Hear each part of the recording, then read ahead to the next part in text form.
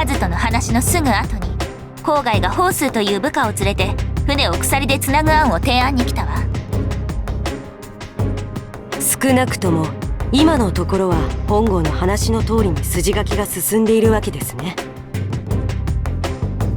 ホースーというのはおそらく蜀の宝刀のことでしょう。あまり表には出てきませんが、伏龍諸葛孔明と双璧をなす知将だと聞いています。なら郊外が蜀のことを知らないっていうのも微妙なところね。郊外の軍議での驚きようは演技とも思えなかったけれど。お兄さん、顔色が悪いですけど。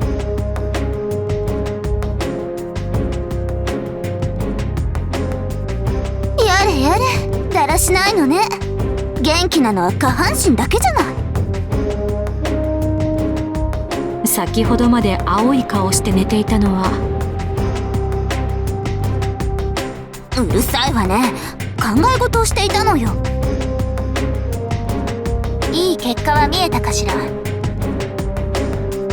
おそらく郊外も計画の全貌は知らずに動いているのでしょう。宝刀の正体を知っているかどうかも微妙なところではないかと。でしょうね。周囲とのいさかいもその後の懲罰もあうんの呼吸で打ち合わせなく演じてみせたというあたりかしら。そんなことができるのですか？ルル、キーが何か食材を持ってきたら食べたい料理が分かったりはせんか？ああ。郊外の経験と周囲の知望、そしてそこに諸葛亮と宝刀の新参が重なり合っているのよ。このくらいは想定してしかるべきということね。では昼間の鎖のついた船も？この辺りにそんな風習はありません。第一、生まれた時から船の上で育つ長江の民がわざわざ鉄の重りで船を縛り付ける意味がない。おそらく今夜の提案に信憑性を持たせるための誰かの策でしょう。手の込んだことね。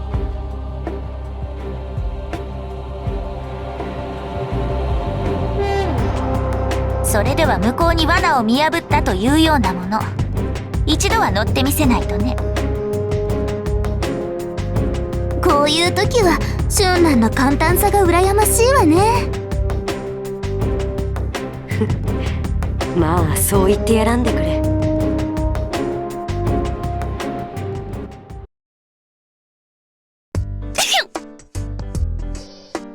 春蘭様、風邪ですか？何を言う。周蘭ならともかくこの私が風邪などひくものか。さすが春蘭様ですね。僕も引いたことありませんよ。日頃の鍛錬の仕方が違うからな。なんだ？おい、そこの馬車。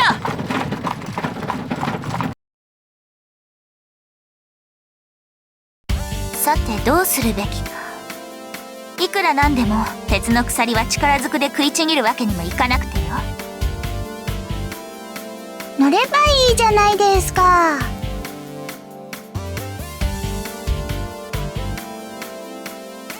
鎖でつながれた船に火を放たれたらどうなるか想像くらいつくでしょ。大丈夫ですよ。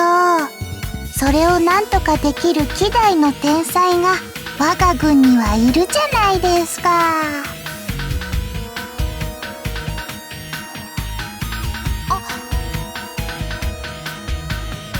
なるほど、姉者ではないが。いつも通りに戦えば負けはないわ。それだけの人材がいることは間違いないもの。では我々は郊外の提案を全て受け入れ、罠にかかったふりをして罠を仕掛けた狩人を食い殺します。それで構いませんか？ええ、ではシュウランはシュンランと共に郊外のいる先方を監視。5の連中が夜襲をかけてきたらシュウランが動いて、正面はシュンランに任せておけばいいわ。はっ。フーとケイファは家計の対策とその後の対処を、ホースーとの交渉も任せるけれど、くれぐれも正体を知っていることを気づかれないように。はい、わかりました。リンは敵陣の情報を探りなさい。郊外が動くなら必ずそれに呼応してくるはず。奇襲部隊への先制攻撃はそうね、ルルとキーに任せましょう。よい。了解です。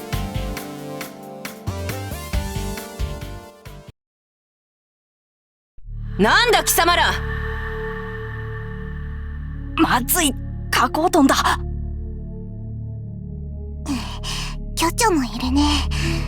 この格好バレちゃうかな。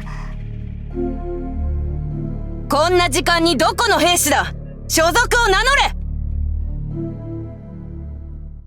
おう、待っておったぞ。郊外？これは何の一団だ。カリン殿から頼まれたのだ。兵の船酔い対策に使う船を固定するための鎖を運ばせてきた。カリン様の？聞いておらんぞ。先ほど急ぎで提案させてもらったのだ。不審に思うなら確認してもらっても構わんぞ。キー、ちょっと確認してこい。わかりました。その必要はないわ。ケイファー、これはどういうことだ。郊外の言った通りよ。船を鎖でつなぎ合わせて揺れを小さくする、この辺りの風習だそうよ。ああ、だから昼間は鎖でつないでる船が多かったんですね。そうなのか。郊外、後の作業はこちらでやるわ。あなたには明日の先陣を務めてもらうのだから、ゆっくり体を休めなさいと。カリン様のお達しよ。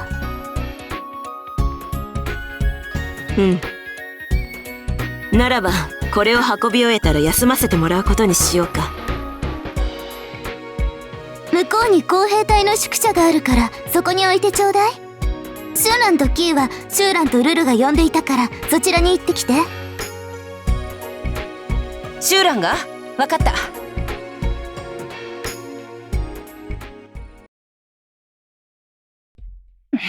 やれやれ、危なかったよ、ひなり。姉様、声が大きいよ。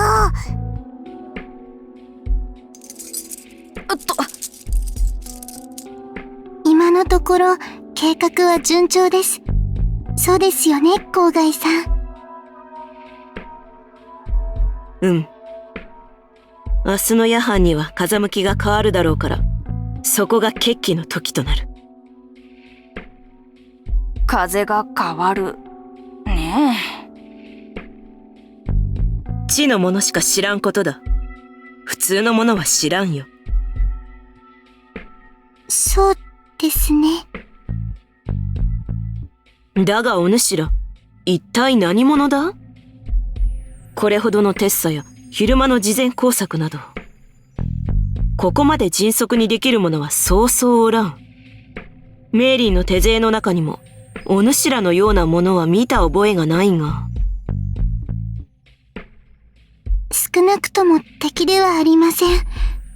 それだけは信じてください。そうだな。それが条件だったしな。わかった。わしも孫悟の武将の端くれ。それ以上のことは詮索せん。こちらの兵は置いて帰ります。義の甲冑をまとわせていますから、軍の中に並べていても気づかれないでしょう。決起の時にうまく使っていただければ。助かる。じゃが、はい。宝刀はこのような私兵の戦場にいるべきものではないのでな。早々に劉備殿のもとへと連れ帰ってもらおうか。